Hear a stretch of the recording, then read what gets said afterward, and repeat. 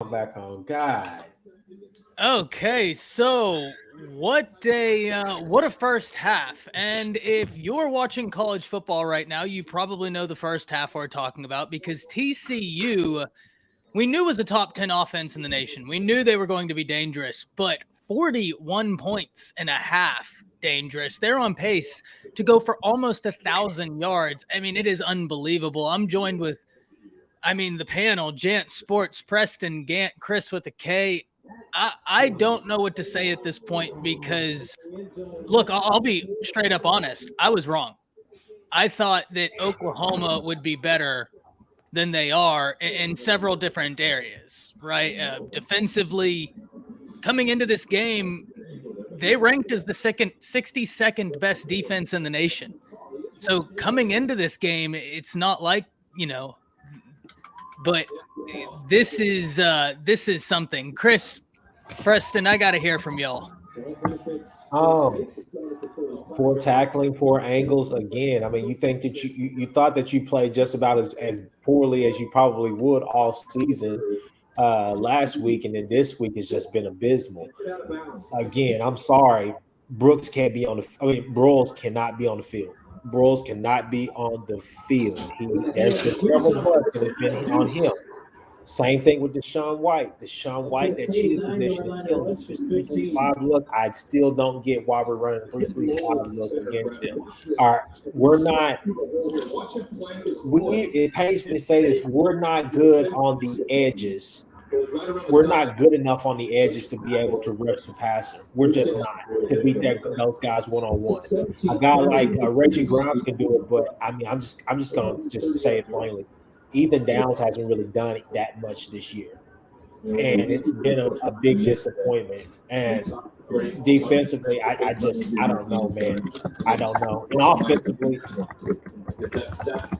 PG, I'll let you take it. But offensively, I mean, hopefully Gabriel will be okay. But god damn, like you cannot miss that many guys consistently. I mean, guys are running wide open. We can't. I don't know. I don't know. Yeah, I mean, you mentioned Ethan Downs, and last season he had 14 total tackles. Right now he's got 9, and I mean, the production that we're seeing out of Ethan Downs is not what we thought we would see.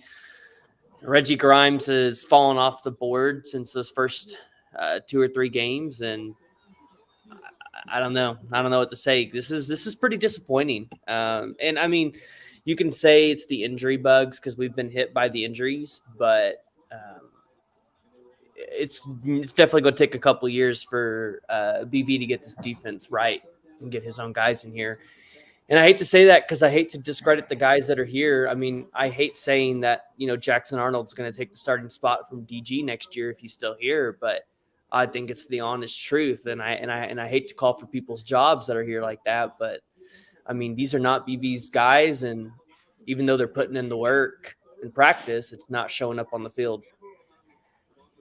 Yeah, I did a preview and I was talking about how for Oklahoma, you needed to be ahead of the sticks, right? When you come to third down, you have to be ahead of the sticks because Jeff Lebby as a play caller, it almost relies on momentum, right? You need to stack consecutive plays together. You get the defense where you want them. If the defense is able to dictate, I mean, and we're seeing it. What was the stat? 3rd and 7 and beyond. I mean, the conversion rates are very low.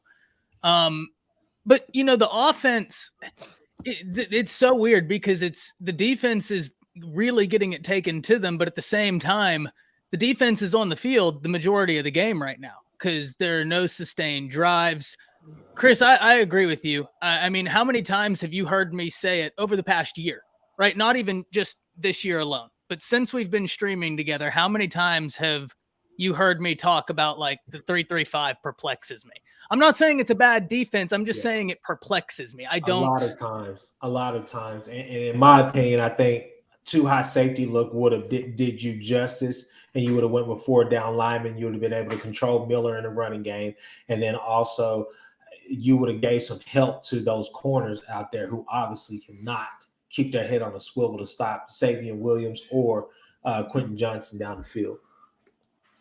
Yeah. And there's been a lot of quick. I'm sorry, but it's been a lot of quick pass, a lot of quick pass game as well. It's just my gosh, it's just so bad to watch right now. Yeah, that's to try and account for that 3-3-5. You see a 3-3-5, you know you have two things given to you. And this is the part that I'm not saying it's a bad defensive scheme, right? Like obviously teams have run it to some level of success, but inevitably with the 3-3-5, you're at a numbers disadvantage depending on what the offense can do to you. And that's the part that's always just like, it's intrigued me because you have to be perfect in a 3-3-5. You have to be perfect. And I think that points us to something where, Preston, you were in here last week. You came in a little stream with Jay and I, and we were kind of watching some film. Communication. I mean, in these Brent Venables, Gary Patterson defenses, the communication has got to be on point. If one person does not communicate well, bust. And what have we seen today? Bust. Right? So it's all about communication. You can have players that might be more talented, but if they don't understand the defense and if they're not in tune with the communication, you can be fast, but if you make fast mistakes, it doesn't matter. Jance, what are your thoughts on this game right now? It's an embarrassment. I think there's just no words to kind of, put it into, into simple words like that. And I don't know, man. PG, Chris, I'm going to stop coming on your shows, man, as far as predicting the Oklahoma. Because every time I predict the Oklahoma game, man, it just goes south. So we might have to talk about that. But, no, this is embarrassing. I mean, lack of execution, poor tackling, not getting any pressure from the quarterback. This defense looks phased. Offensively, they simply just can't execute. I mean, you guys talked about it with the 3-3-5 defense. It is not working for you guys. You guys are getting dominated up. You guys are not. I'm not going to say, because Kansas State did a much better job as far as really just the assertion on the front, but it's just not good. Jay Valai is showing why I'm happy that we got rid of him. I'm so glad that Jay Valai is out of here. You can just tell that it's just not really working out for that secondary right now. This is horrible. Like, this is horrible. I haven't seen anything like this on both sides. Like, normally if we see anything bad from Oklahoma, it's their defense, and that was during the Lincoln Riley era. But no, this is bad. This is really, really bad right now. Now, again, we've seen crazier things happen in college football before. We've seen crazier comebacks. So maybe Oklahoma finds something in the second half. But no, this is embarrassing. 41 points in the first half, and it could have been 44. It's just like this is just this is sad. This is really, really sad to see right now. And I don't know, man. Like, Texas fans have been chirping for a while that, hey, maybe 8-4 or 7-5 is a realistic expectation. I think we've all come out and say that that's kind of ridiculous. We've never seen Oklahoma be in that position. I wonder if they're right. I wonder if 7-5 or 8-4 right now is a realistic expectation, honestly. And I'll tell you. Go ahead, Chris. Go ahead. I was just going to say, I mean, we've seen it before. The Trevor Knight year that he was the quarterback, we all, OU fans all remember that year. We've had some subpar seasons, but we bounced back in a major way. Thing I want to look for, I mean, just like any coach, anybody for this matter, I just want to see effort in the second half. Make it close. Show us that you still got some fight in you. Show you that you got something. If it comes to it, start playing younger guys. Let's get to it. We're going to find that out. I don't think that I'm not going to say that this year is just totally over or whatnot, but we got a lot to figure out. All the where's the Sooner Magic at and all the rest of the stuff. It is what it is. Maybe there's some realizations that us OU fans need to come to at this point right now, as far as just saying, okay, let's take our foot off the gas and just take a deep breath and just see, okay, this is going to be a work in progress. But I still feel so confident about having Venables, Ty Bates, all those guys in the room. I feel like these problems will get fixed, and you're going to be able to recruit. You're going to be able to do everything. It's OU. We'll be just fine. But as for today, it's just not looking that way. And if I may, there's a comment I wanted to address, and it's actually Jace. Thank y'all, everybody, for being in here. We're going to get to some comments here in a bit. Jace says, people that are saying BV is a bad coach are wrong as they can be. Our defensive coordinator is calling the wrong plays. It's not BV's fault. The defensive coordinator position needs to change. Look, I'm not going to speak to any part of it except that very first sentence about people saying BV is a bad coach. It's year one. It's year one. And Chris, this is why I would always say, and I know we would have our debates about this. You can be a great litigator, but that doesn't mean that day one you're going to be the best head of a law firm. The one thing is all about litigation. The other is managing an entire thing. This is not a sign that Brent Venables isn't the guy. It's so early into this season, into his career. Two things can be mutually exclusive. Brent Venables can be a good coach, and OU can be taking a bad loss right now. Both those things can be true, right? Like this is way don't for anybody hitting the panic button on Venables yet. Way too soon. Absolutely, way too soon. Wait, I said the same thing. Ty, if I may, and I'll just say this real quick. Lincoln Riley did not leave Brent Venables with, the talent that, let's say, Bob Stoops left Lincoln Riley. I mean, for the most part, Caleb Williams gone, Mario Williams gone, Jaden Hazelwood gone. I mean, they lost players, right? You look at all those defensive players off to the NFL draft. We all know the talent that they had over the last couple of years. It's probably some of the best since the Bob Stoops era back in the mid 2000s. So, I mean, Brent Venables barely had anything to work with. He had to try to pull up a recruiting class in literally less than 2 months, and now did a great job with it too. Yeah, it did a great job. He had to try to assemble his staff, and then he had to go to and this is something I want to talk about, the transfer portal, right? The transfer portal is a do or die situation at times. It's do or die. Sometimes it can work out for you, like maybe a USC, and even again, we still need to figure it out because USC almost lost to Oregon State, and I don't think that Oregon State is not that good of a football team. But again, this is why we need to wait and see about these elite recruiting classes. We need to see if Brent Venables can pile in his own classes and get those guys developed, because they can't keep really going on the transfer portal, right? They can't keep doing that. That has to end. That has to end this year. So I think that we're kind of seeing the full effects of it. I think the last couple of weeks have kind of shown it. And I think right now we're really going to start to see what Oklahoma's kind of is going to be made of. But again, I don't think this year is going to indicate. Yes, I got to cut you. That's just one. It's like you're talking in a very broad sense, but it's really directed at one person, and it's our quarterback. Obviously, through 5 games, it seems like it's been up and down, because from UTSA all the way until this week, Ty, I said it a few weeks on your show. I said, hey, let's wait until week 5, and if these problems with his accuracy are still a thing, maybe we need to start worrying. Well, it's week 5, and obviously we saw it all throughout the first half leading up to the injury. So I get what you're saying, Jance. I can't. But Chris, the defensive line, the secondary is having a ton of miscommunication issues, poor tackling, and there's a lack of confidence. I think that's the most important thing we're not even talking about. You can tell that it's a genuine lack of confidence. Something's not going on right. Well, here's what I'll say. I got a few things. First and foremost, guys, there's another great YouTuber in the chat right now, Trap House Boom, and if y'all don't subscribe to his channel, you got to. Great Oklahoma content. I sit there for hours half the time and watch his videos and wish I could edit or have just the level of creativity he has. He does great stuff. Absolutely worth your time. But it's both things can be true. I've been sitting here and look, in defense of this, I said the same thing about Bryce Young, and I have continued to say it, right, with the deep shot, right? Whenever you have new guys on the outside, that's going to take time to develop. You don't get those reps in practice. It's in the game. But Chris, to your point, it is time. Right now we can start asking the question. Now, I do think, and even I pointed it out to you, not all of them, because you're certainly right. There are some blatant overthrows, but I don't see them really responding to adversity right now in a conducive manner to success. And like on some of those overthrows, you see guys jogging their routes or receivers just running right into each other in the middle of the field, just jogging. It just doesn't seem like that edge is there.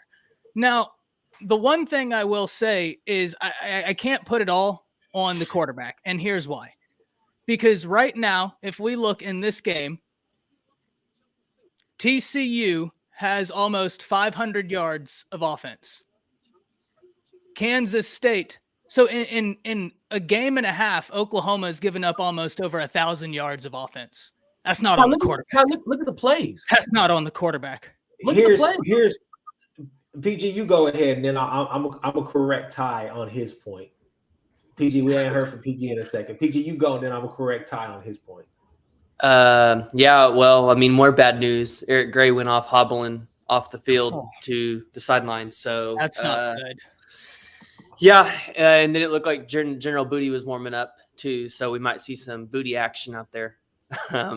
But yeah, no, the offensive play calling is awful. I don't know what is wrong with Jeff Levy, but it looked like at the beginning of the game, it looked like he was starting off right. We were starting off with some passes.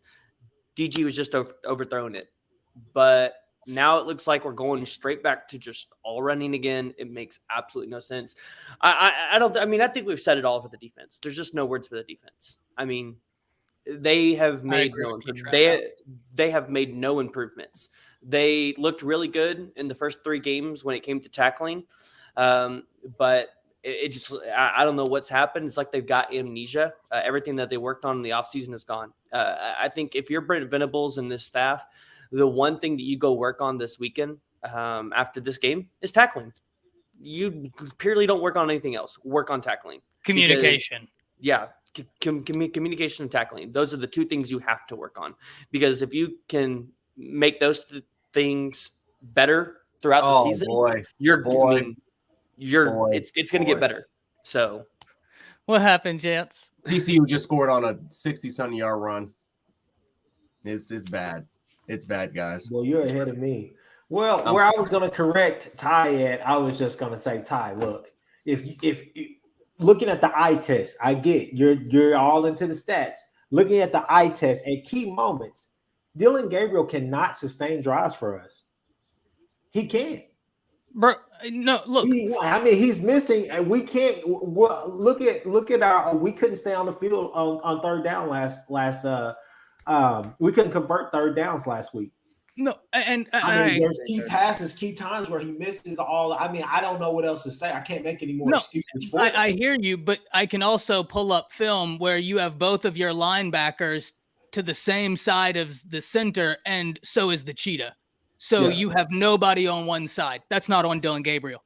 That's people having no idea where they're supposed to be. Dillon Gabriel didn't give up almost 1,000 yards of offense, right? And look, it's still early. He ain't thrown for almost 1,000 yards for offense in these 2 games back to back. I'm just saying.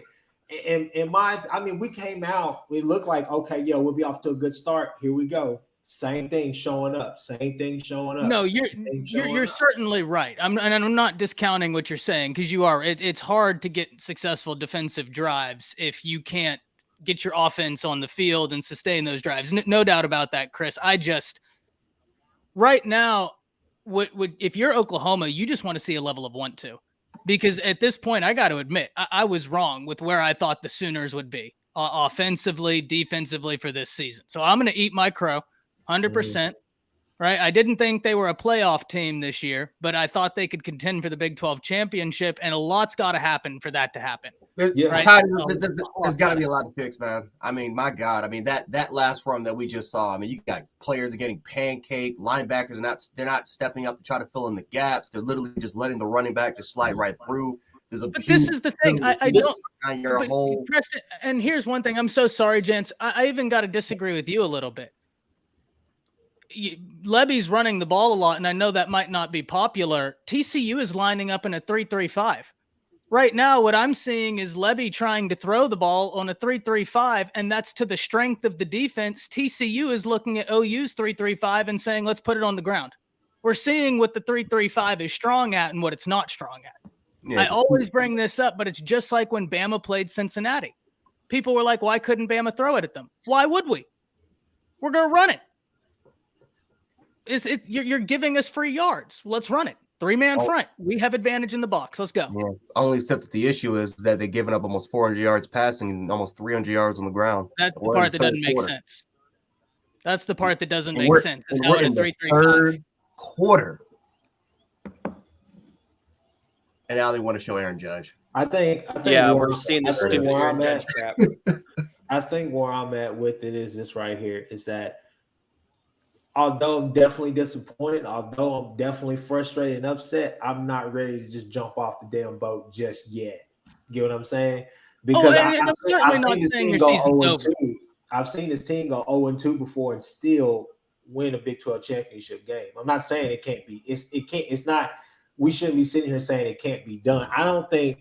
I'm not gonna say this team is close to anything. I'm not gonna say they're too far off from anything. It's just right now. It just I don't know. It's a big I don't know when you see them on paper against these teams. I don't know. I just thought that they would be closer to where they'd need to be than they Yeah. are, and I was wrong on that. I was wrong on that.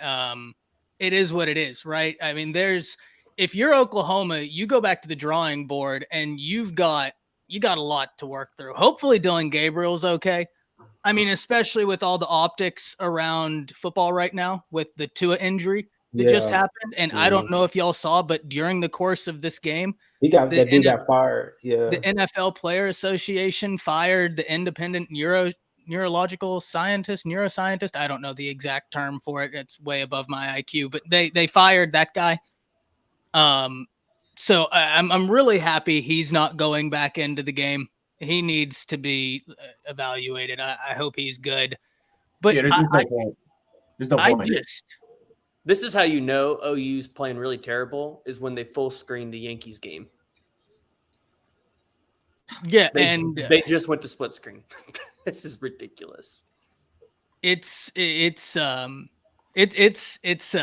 wild. Now, Jance, you and I have something we need to be excited for today, though, my friend. Bama taking on Arkansas. And look, Bama, they've hit a few snags, but the defense is phenomenal. I mean, the defense is phenomenal this season for Alabama. Currently ranked second in the nation. That defensive front looks really good. Jaheim Otis, true freshman, is already commanding double teams.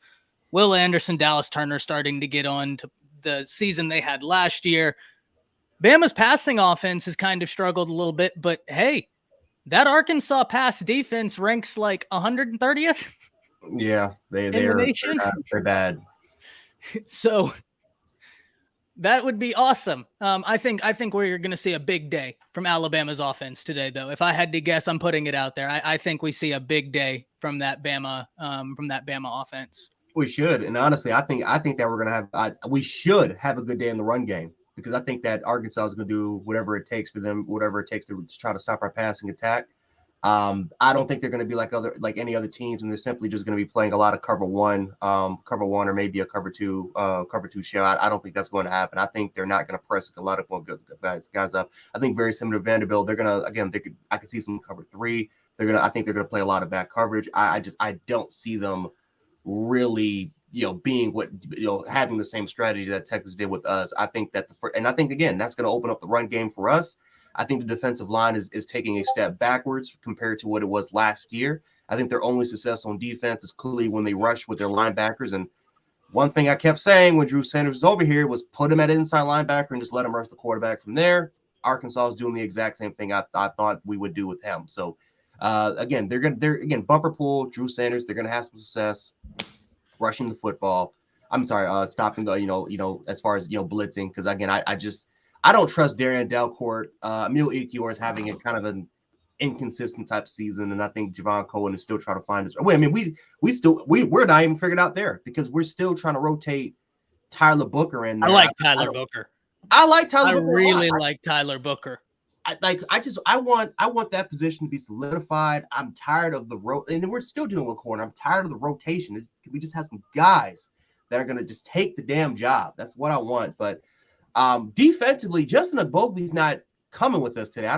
What's the issue with that? I don't know.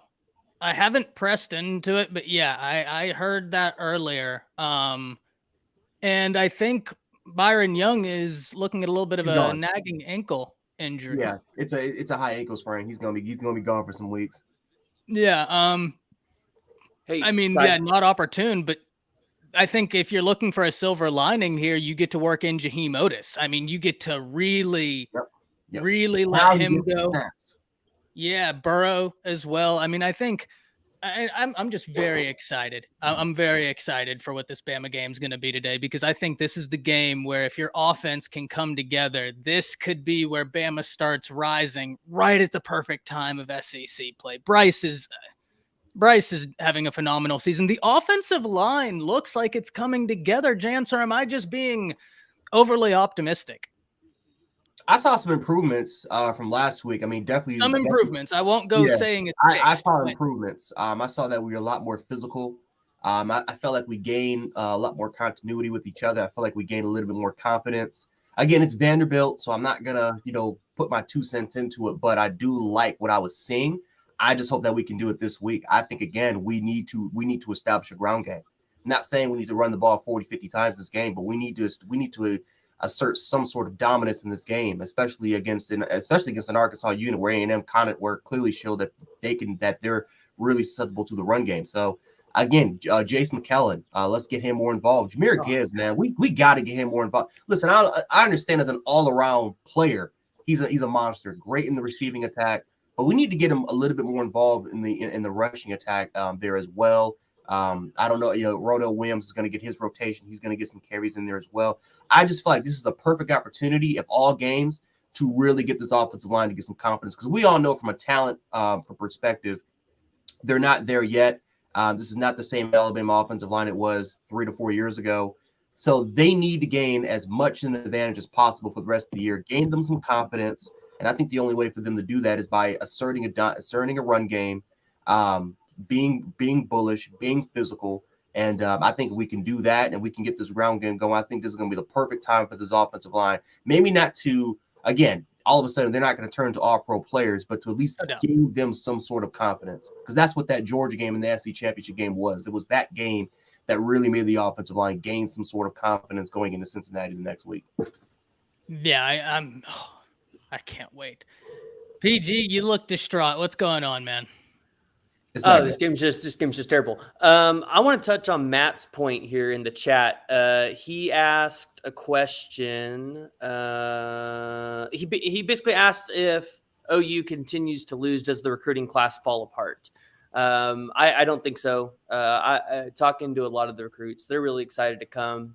They know there's a lot of opportunity for them to be here because, again, there are so many transfers and there are so many seniors. A lot of them see a lot of opportunity to hit the field first year, especially on the defensive side of the ball.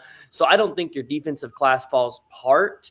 In fact, I think, this just makes a case for it to be a little stronger because, there's such a need at a lot of these positions, and the coaching staff can, I think, really stress that. Yeah, I certainly don't think that the class falls apart. Now, I mean, every recruiting class ever. Well, I don't know if every recruiting class ever, but almost every. I can't think of a recruiting class that didn't have a decommitment. That's recruiting. You know what I mean? I've seen Bama be undefeated and have a decommitment. I've seen Georgia go 11-0 and then have a it's recruiting. It's just a lot of overreaction, man. I mean, it's just look.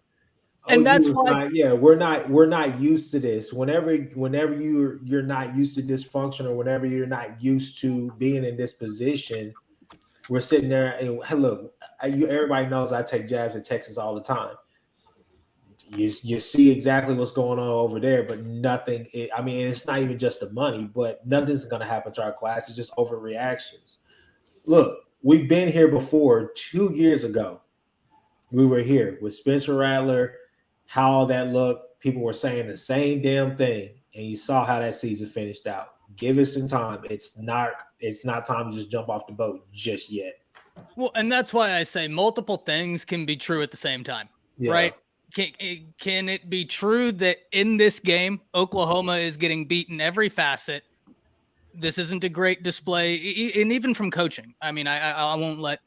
I'm not saying I could do better. Certainly not. That's why I'm sitting here. Yeah. But look, let's call a spade a spade. Oklahoma's being beaten every facet, but does that mean that it's also equally true that it's time to panic on Venables? No, it's year one. It's early. It's a football game. We can say this is bad without, going full big picture. Now, that being said, I do think that someone like myself, I thought Oklahoma would be more ready. And I think this game, especially after last week, is an indication that I probably overestimated where they were in terms of readiness for Big 12 play. And maybe even underestimated some other Big 12 teams. So I think there's also, two sides to that as well. But look, long season ahead. What you need to do from here is just build. Yeah. Right. I mean, that's as simple as this is. You got to build, find the positives, build off of that, and you just try and snowball from there. It's just all about consistency, man. Being consistent and being tough and just playing the brand of football that we feel like this team is capable of playing. Still a lot of talent out here on the field, but guys just got to put it together, and especially in certain key spots. But it's got to be more continuity across the board, and that's what I'm saying. I know you're focusing, you're putting emphasis on the defense. I'm putting emphasis on the offense and the defense, because today and last week, what did they show you that they could play complementary football? No. You saw it in the Nebraska game. Yeah, they can. And then you're seeing now, you're like, okay, I don't know what this is. This is foreign to me. So yeah, when something comes into your parameters or whatever, and it's foreign, it just doesn't look right today. But you want to know why I put it more on the defense? And like I said, I'm no hitting the panic button here, but yeah. I'm just gonna say stats, right? Oklahoma's offense is a top 10 offense statistically right now in total offense. The defense doesn't rank as a top 50. Right? They sit at 62. And that was before this week. So that's why I put it more on the defense, is because, like, I think if you asked most people, they thought that the defense would be, I won't say fixed, because that's where I also think that, things don't get fixed in 1 year. It's a process. God, we What just happened? went down. Oh, no. Yeah. Jeez.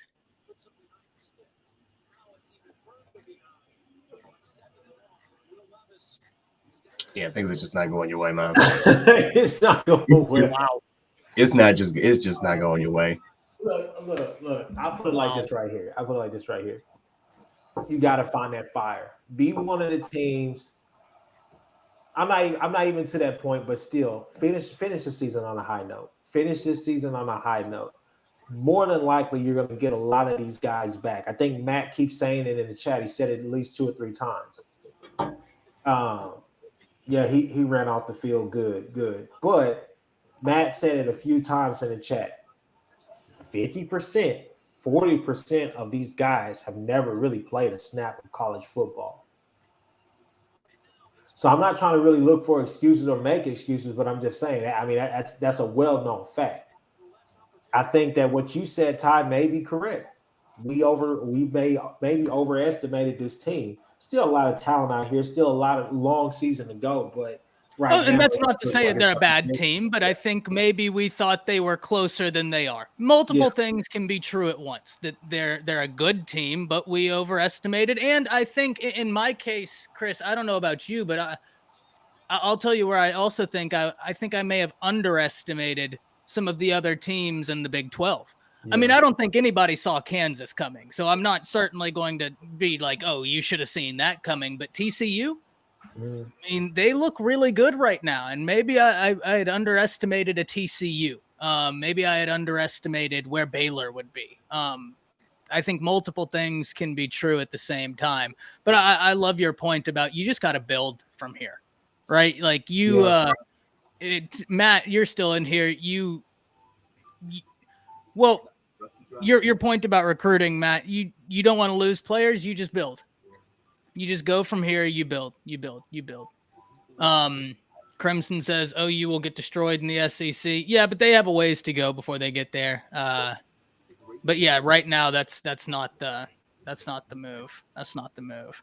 No, yeah. If they win in next year, it would not be good.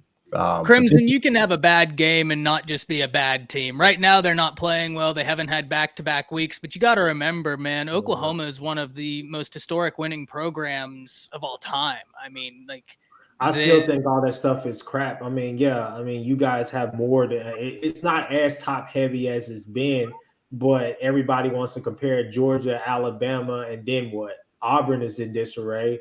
Vanderbilt is still bad. Yeah, Kentucky is having a good season, but I mean, hell, Tennessee. Kentucky is comparable to K-State. Ole Miss is up, and you never know what Ole Miss you're going to get. Tennessee is good right now, but I mean, I don't know. I mean, I think all that stuff, like I said, is just it's wild. Yeah, there's like at least 5 or 6 teams in the SEC that are right now solid, but you don't know where they're going to go in the next 2 to 3 years. Yeah, frightening. I think we were on a stream a while ago, whenever we were doing season predictions. I said 9 wins for Oklahoma, but depending on the state of the Big 12, and I thought the Big 12 would succumb to more of the chaos. They could get 10 wins, but it would depend on the state of the Big 12. And yeah, I like you kind of came in there and we talked about it, but it's going to be interesting to see how they're going forward. You didn't you didn't expect TCU either. I didn't know if you'd tell me you thought TCU would be good. Ty, we under and we talked about this before when we said that Big 12 competition is like no other it's like no other conference, because even though they might not have the best showing against non-con games, when they play each other, it's 50-50 almost every game. I mean, these guys are it's so competitive, and they just knock each other out. And I think that we underestimated just how good, the big. I won't even say how good the Big 12 is. I think that we just underestimated the competition. I think that it's just so. This is just how it is. It's really competitive. And to your point, man, like, and Alpha says the Big 12 is a bunch of mid. That's kind of, you don't know what to expect from the Big 12 on a year in, year out basis. And that makes it very hard whenever you're saying, like this year for Oklahoma, when there's kind of some stuff up in flux and you're thinking, okay, well, what's the season prediction going to look like? You don't know what the rest of the Big 12 is going to look like, because if I had to give a name or a synonym for the Big 12 over the past 5 years, I think it'd be chaotic, right? Yeah. I think that'd probably be the best word to describe the Big 12. That goes to the fact that you actually play everybody in your league instead of every 2 years you don't play, for 2 or 3 years or 4 years you don't play these guys. Yeah. Optics. That's probably a really good. You know what? I've never really given it that much thought, but yeah. Yeah. Even the Pac-12 didn't do that. And they went out of divisions, so it's like their top 2 teams, but even they don't do that. The Big 12 was like the only conference where everyone plays each other. There's no hiding. He says, Alpha says, underestimated that every team is mid, so anybody can beat anyone. That's a little bit, a little bit, yeah. I mean, I just think that's a bit harsh, especially given with the SEC, where some teams dodge other teams. Georgia doesn't have to play Bama during the season, and our conference had the struggle through that. I would just say that the SC has not. I mean, we've had our struggles this year with the non-conference competition, so I think that. No, look, I agree. I'm not saying that the SEC is, top to bottom. Yeah, and I'm not trying to sit here and say that it's not better than the Big 12, but I'm just saying that, I mean, those. But it is. I will push back on you. It is much better than the Big 12, because one thing, and not to take a shot about the Big 12, but you also have to think, like, looking at results are one thing, but look at the level of talent. Mm-hmm. How many first-round picks were from the SEC this past draft compared to the past 3 from the Big 12? I think in 1 year, the SEC is sending more guys to the first 2 rounds. So you're right. Like, at the end of the year, the results might show it, but it's the talent in that league. Like, OU and Texas usually have talent that is analogous or more analogous to what an SEC team would field, but it's just, I think, more of a top to bottom. Billy asked, where is Kanik? Hey, Kanik is a guy that a lot of Oklahoma fans are. Kanik is on the field right now. Very excited about. Good of a conference, and we can say. Crazy stat, man. Alabama has had more first-round draft picks than the entire Big 12 in the last 2 years combined. Wait, what? Mm-hmm. When you look at Alabama's first round draft picks the last couple years, they've had more first round picks the last couple years than the entire Big 12 combined.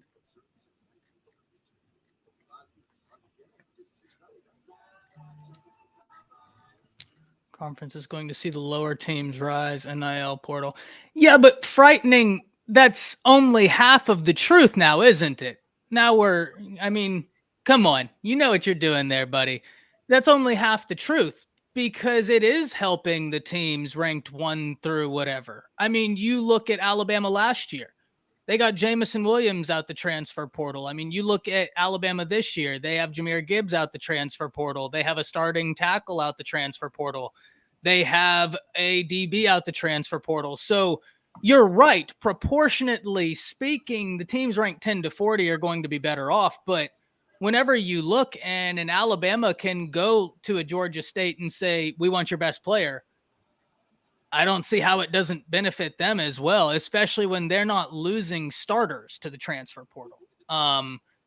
So it's this interesting area, but you are right. You are right. It is helping teams much more than I thought, much more rapidly, 10 to 40. You did tell me that. Gotcha. Then that's my misunderstanding. I love frightening. This guy and I always get into it. In a good way. Not like get into it debating. We just go back and forth talking. Like even when he comments, I really enjoy conversating football with him. Good dude. I love that point though. Okay, I gotta stop doing research, man. This is actually kind of sad. I'm just looking at Alabama's first round picks and comparing it to Big 12 first round picks. This goes back even beyond 2 years. This is sad. Yeah, it's from a talent perspective. I mean, my God, this is. Yeah, and that's ultimately, I think, when people say like, because to your point, Chris, I mean, I hear a lot from Texas fans, from other fans, like not even just Oklahoma fans, like, oh, well, the SEC isn't as stout as people say. It's like 3 teams and then the rest. And it's like, well, sure, but it's the level of talent, like just top to bottom in that league is just nuts. Like, I mean, you look at Arkansas and they still got Catalon. Right. I mean, a dude. But I mean, still, and hell, y'all want to check the stats on that. That's cool. But I mean, we go to bowl games and stuff like that. And it does. I mean, it's like it doesn't really make a bit of difference. I mean, hell. But that's one time. Now imagine I'm just saying, if y'all are dominating, then you would think you would win the other bowl games as well that all your other teams are playing in. Ole Miss had a great year last year, got beat, right? But then once again, the smartest minds in football are looking where for their talent? I mean, we know it's in the SEC, but everybody's recruiting nationally though. But I'm just saying, Ty, I'm just saying it's like Frightening said, every conference will be looking mid soon. There's a lot to say. I mean, hell, Texas fans think, oh yeah, Texas is back. Texas is gonna do this because they played you guys close. So I mean, does that make you guys look bad now that Texas plays y'all so close? Not necessarily. We looked bad in that game, though, and I said as much. We played terrible in that game. Texas took advantage of some matchups, and we needed to fix some things. So, yeah, I mean, yeah, we certainly had a lot to fix. I just think that it's right now one game. We see this game, what's happening right now, but it's kind of crazy that you would sit there and say, oh, well, they're not even going to be able to come in there and compete. I mean, a lot of people say they can't even come in there and just breathe inside the same room as some of those teams. Well, nobody here has said that, but I know you two haven't said it. I'm just saying. But we're also talking about like, look, I mean, there is a difference, right? I mean, you even talk to some of these guys. There's a difference. Whether it's as big of a difference as we think, I don't know, but it's there.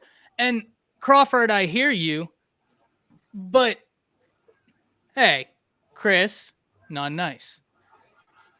Crawford, I hear you. He says, how many times OU beat Bama, and that's sad. But, I mean, at that point, we got to go to stats that were there before we were born. Yeah. Yeah, we've only played each other twice in the last, 20 years? Yeah. And look, and like I said, there are ebbs and flows, right? There are ebbs and flows. Like, it's just like Texas. Texas owns the record against Alabama, right? They own the record against Alabama, but that's not indicative that they're a better program than Bama right now. It's just that historically when they've played, they've beaten them. Now, that being said, I'm not saying y'all are going to go to the SEC and get hogwashed in the SEC. I don't think you will. I think that you'll be much better prepared. But it's just the thing of like, yeah, there is a lot that's going to have to improve upon. The development has got to get better. The talent has got to get better. That's just, because there's going to be. I think it will.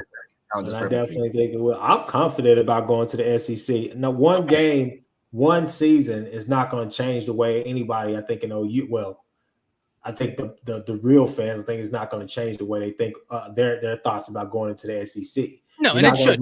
Yeah, you're not going to go in there thinking, oh yeah, we're just going to be Texas A&M, like we're good enough, but we can't get over the hump, or we're just middle of the road. Nobody's going to think that. Nobody's thinking that OU is going to go into the SEC and beat Missouri.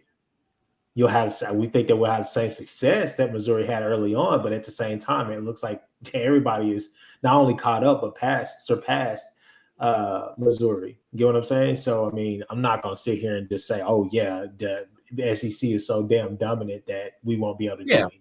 A&M came in there. They won 11 games in 9 games. In 10 games their first couple years. Missouri went to a SEC championship, and they almost made it to the national championship game the following year in 2013. I mean, yeah, we've seen teams come in there have success. Yeah, I mean, it's going to be a growing period. I certainly don't expect Oklahoma to come in there and instantly be the worst team in the SEC. I don't expect them to come in there and be Bama. I expect them to come in there and grow. They're a blue blood program.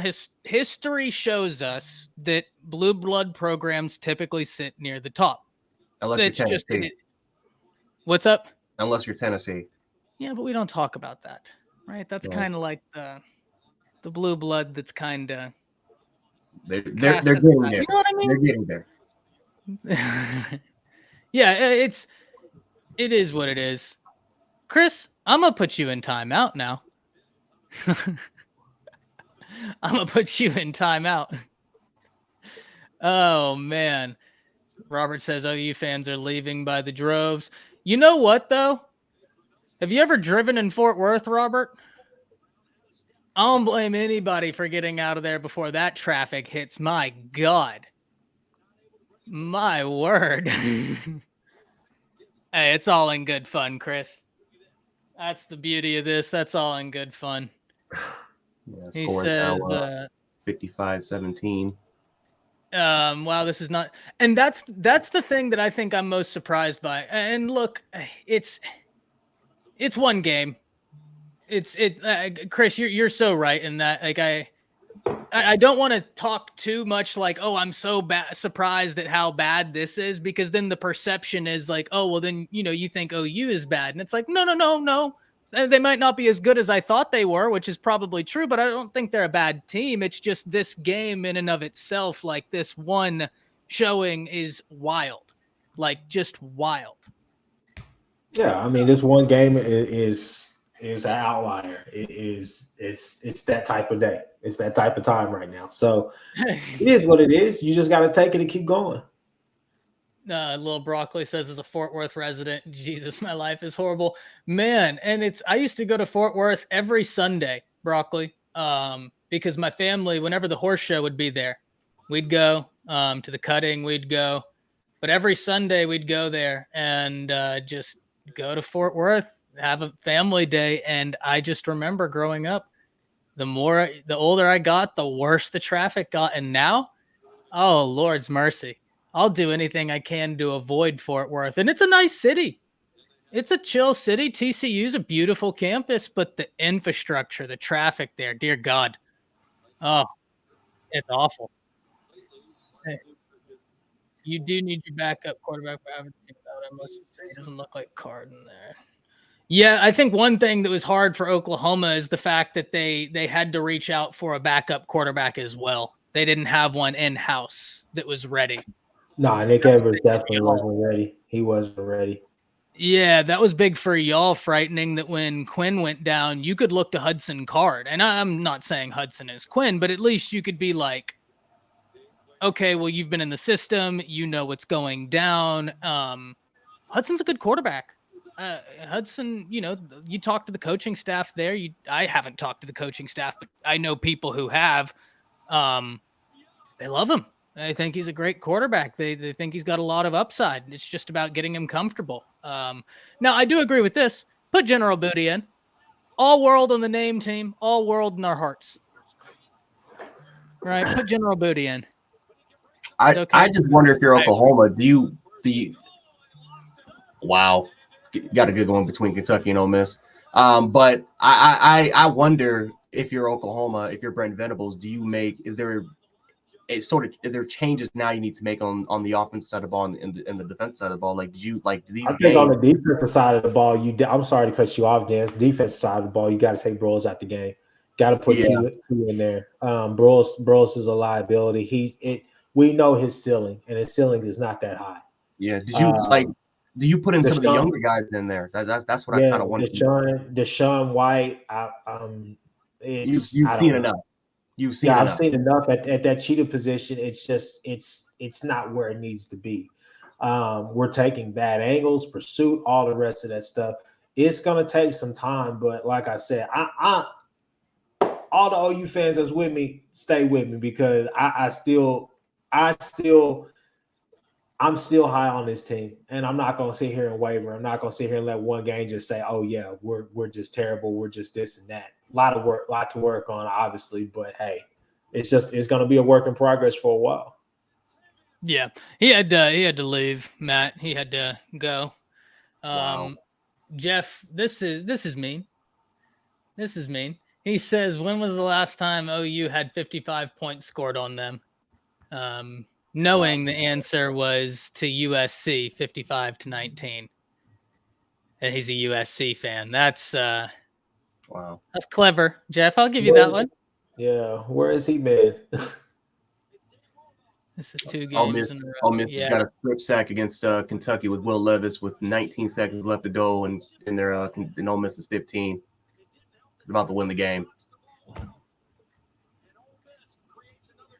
Yeah, no, look, Tech Salt, I agree with you. It's 2 games in a row. It's the how, right? It's the how that I think is so surprising. Because I think if anybody, the part that I think, Chris, if I were to tell you before the season that your offense was ranked, I think, what are y'all ranked, 7th or 9th nationally? Yeah. Where would you put your defense if I told you that? I think our defense will probably be at least in the top 50. Yeah, that's the part that's surprising. It's concerning. That's the part that's surprising to me, is that the defense. And to your point, it's your defense is playing with a short stick if they're on the field all game. Any defense is going to have a tough time in that situation. But man, that's the part that's real surprising to me. We got a ways to go. But you're not wrong. You're not going to give up on the team. Chris, I want to ask you this. What's your confidence going against Texas? I still feel confident because, I mean, that's a rivalry game. Hell, we've seen it on both ways these past few years.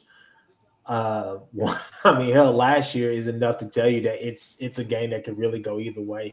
You never really know. The momentum is what really carries. That game's going to be even now. That game is 50-50 even. If Gabriel is not back for that game, then it's going to be an ugly one. I mean, if we win, we're going to win ugly regardless. But it's definitely going to be almost pretty much a toss-up because the rivalry, you got to put that in there. No matter how bad Texas is or how bad a lot of people will say OU is now, it's still a rivalry game. So, DJ, what's and frightening? How healthy is Ewers? What's his status right now? He's expected to come back. Well, they want him back by next week. So we'll see about that. I'm so glad he doesn't have a season-ending injury. I was really excited to see what he was going to do this season. Players played. This is an interesting point. This is an interesting point, Matt. That when people are saying let the young players in, you can't let the young players play to let them get blown out. I hear you, but right now, it doesn't matter who's in. The blowout's happening. So typically, Matt, I agree, but I think at this point you got to get guys up to speed, and maybe the best way to do that is putting them in. That's just wild. Ewers probably goes in next week. I think they hold him out this week, but we will see. Yeah. If Ewers is back, I'm real interested in how y'all's secondary is going to match up against those Texas wide receivers, because they might not have that dude who's how tall is Jay Witt? Frightening. 6'2", 6'1"? I don't know that they have that 6'5" dude TCU has, but they do have Xavier Worthy. And that dude is tough to cover. That dude is real tough to cover. He's 6'1", gotcha. I thought he was tall. I thought he was tall.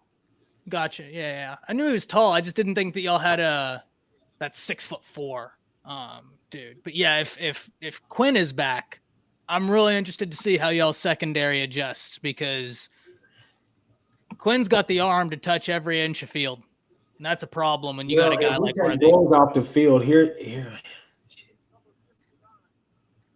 It's hard. It's hard to say after this performance today what our defense is going to look like, but at the same time, I don't think that we're going to be so damn stingy like you guys were leaving Kyrie Jackson on Worthy for that.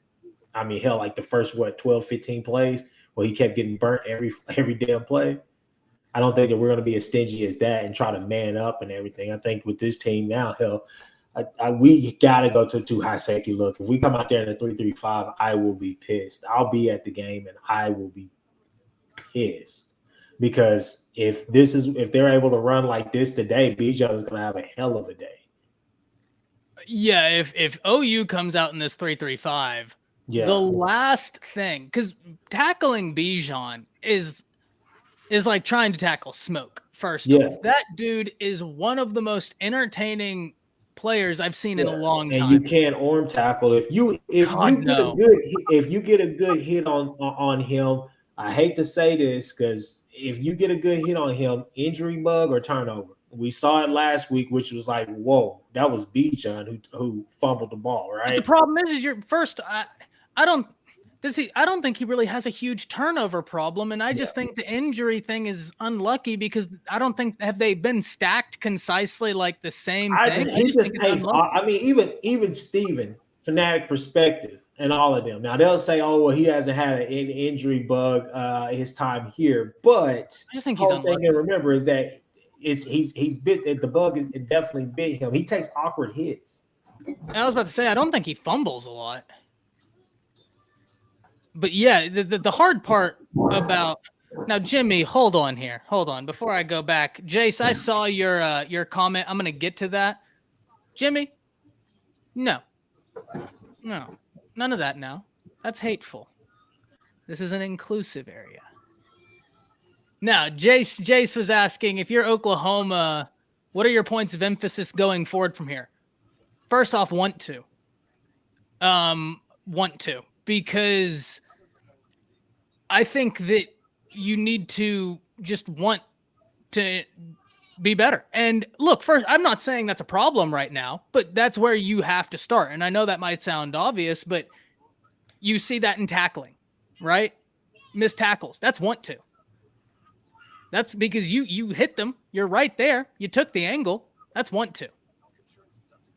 Then you got to do something about the offense. The offense has got to be able to string together drives, right?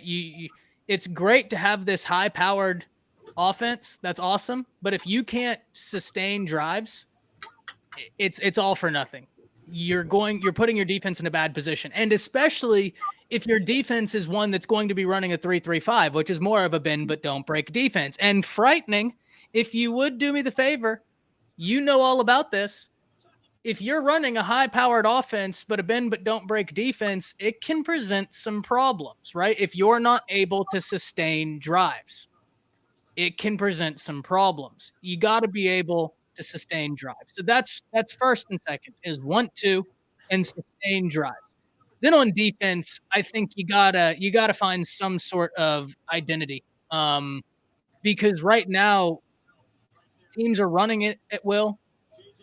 They're passing it with a lot of success, and that doesn't make a whole lot of sense because you're showing 3 down linemen.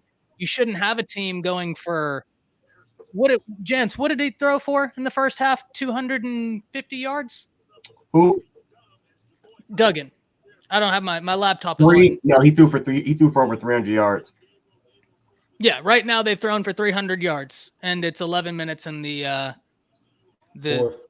fourth. So I'm not saying that OU's in a 3-3-5 100% of the time, but if you're in a 3-3-5 even 50% of the time, you can't have a team throwing for 300 yards with 10 minutes left in the game. Yeah. Like that's the strength of your defense. And I mean, that shows that there's a problem there as well. Now, personally, I think, and this is why I say it's, and you know, you even hear a lot of people in here saying it. Yes, exactly. You can't fire Venables after 1 year. That's ridiculous. You got to let him have time. 100% frightening. You have got to give the guy time. It's 1 year, 2 games. It happens. It is what it is. But communication. I think one thing people need to understand is that what Brent Venables is running is a very in-depth defense. It is not an easy defense to pick up. And I wish that I wouldn't get demonetized if I did it, but I can pull up film because last week, sometimes we'll just all come in here and watch film. Like last week, Jay and PG and I were in here and we were just watching film and I had the share screen on and we were watching some all 22 film. It's miscommunications a lot of the times, right? Like, and that's indicative of a defense that's still learning what they need to do. So it's going to take time. Needs time, but yes, in the short term, you got to work on tackling. You got to work on want to. You got to have offensive sustained drives, and your defense has to have an identity. Whether that means you're going to sell out to stop the run, or you're not going to let anybody pass on you. You got to do one or the other at this point, right? Just pick one. Yeah, that's mine, Chris. I'll let you kind of talk about that. Like I said earlier, man, it's just got to be consistency all over the board, man. You need consistency. You have to sustain drives on offense. Dylan Gabriel's going to have to improve on a lot of those misses, man. They're coming at key moments in the game. They may be far and they may be far less than what the stat books may show, but they're huge. They're pivotal plays because we can't sustain a drive. I mean, even if you're going to go 3 and out, at least try to get at least 1 or 2 first downs during that drive. It's just, I mean, and the whole thing is with the offense, guys are running wide open. I mean, last week I could if we had brought up the film, I could show you a few times that Dylan Gabriel was staring Weiss down, and Weiss is wide open, running right behind the cornerback. Running right behind the safety. I mean, I was just like, I don't know what else to say. And I mean, obviously, I can pay, Monday morning quarterback and tell him what he needs to do. But at the same time, I don't know. Offensive line. I think the offensive line, outside of the Nebraska game, the offensive line and Dylan Gabriel haven't really been in sync. Dylan Gabriel's taking a lot of cover sacks as well, to be quite frank with you. Defensively, tackling. I mean, you thought that you took a step with really fixing that this year, but obviously that is not the case. We're still getting home, but we can't finish. I mean, that is a big thing. I think to me the front 7 isn't as nasty as we all thought that they would be. No, like I said, they're not. Ethan Downs. I hate to say it, but Ethan Downs is having a pretty disappointing year with what everybody. How everybody talked about him and hyped him up. He's having a pretty damn disappointing year in my books. Nobody's shedding tackles. Nobody's getting off the tackles. We're getting held up at the line of scrimmage, and there are big holes and big gaps. And then linebacker-wise, what are we doing? The effort is there, but hell, we're, like you said, is miscommunication all over the place. We have a lot to fix. I don't think we're a bad football team, but we're definitely not a good football team. So I'll put us somewhere in the middle. And I think that's 100% right. Yeah. I wouldn't say y'all are bad. Yeah. But I wouldn't say like, oh, well, do we think Oklahoma is going to win the Big 12 right now? No. I'm going to be very honest. No. I don't. A lot has got to happen. But I'm leaving this comment up because for everybody in the chat right now, Frightening's a Texas fan.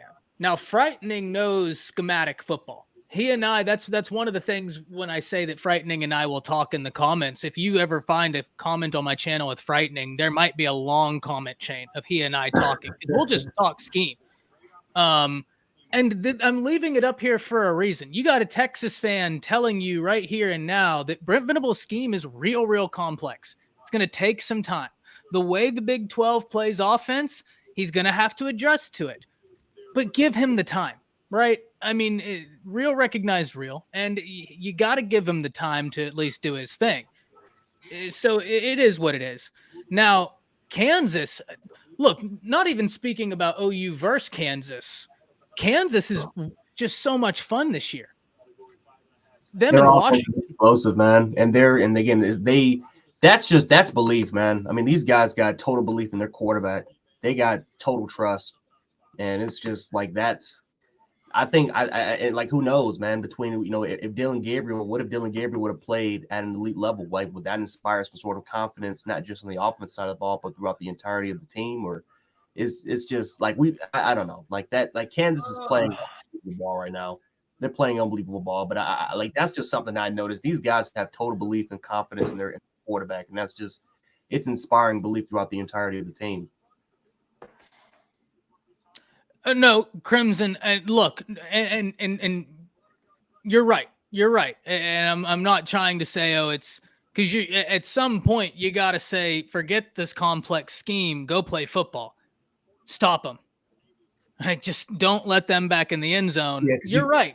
You can't coach. You can't coach getting bullied off the ball. I mean, these guys are getting bullied right now off the line. I mean, TCU they've been running the football all second half. They've just been bullying. You can coach all you want, but when you're getting your ass kicked, yeah, I mean, you can't. See, you're right.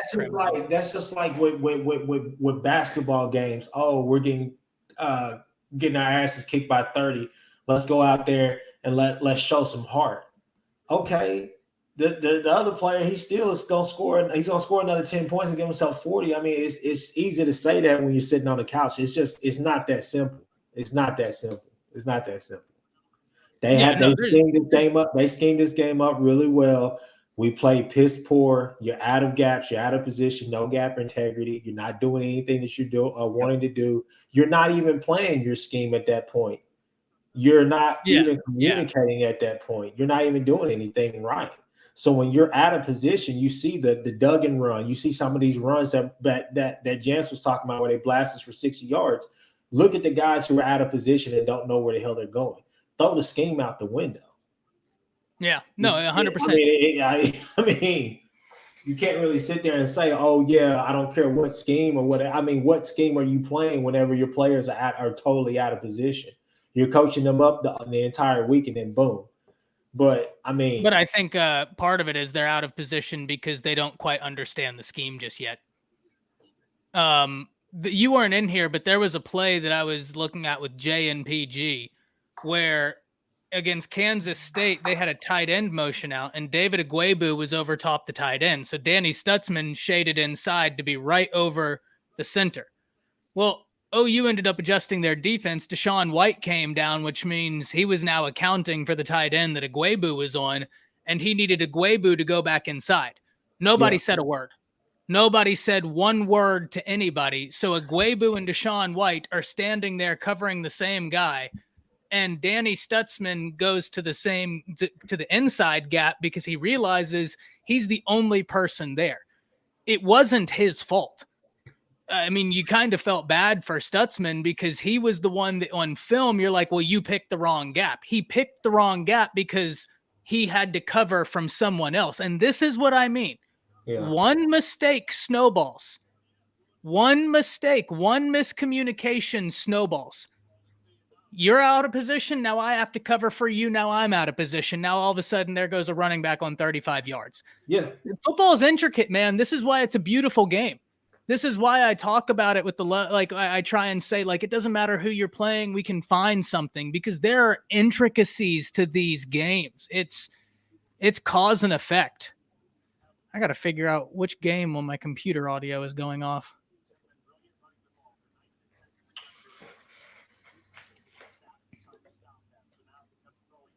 Javonte Barnes is having himself a good day though. Hey, yeah. No, hey, for sure. but that's what you want to see. That's what you want to see. The game is out of hand. Someone step up. Someone say, "Give me the ball. I got the one." I'm forget the scoreboard. Let's start from right here. Let's line it up and let's start from right. That at this point, you gotta just have people doing that. You got to. Juggernaut football team. Yeah, it's about that time, boys. It's about that time. The Crimson Tide are about to take off. Y'all, after the OU game ends, if you don't mind me announcing that, Ty. After the OU game, no. By all means, if you're on this channel, you announce whatever you need to announce. You promote.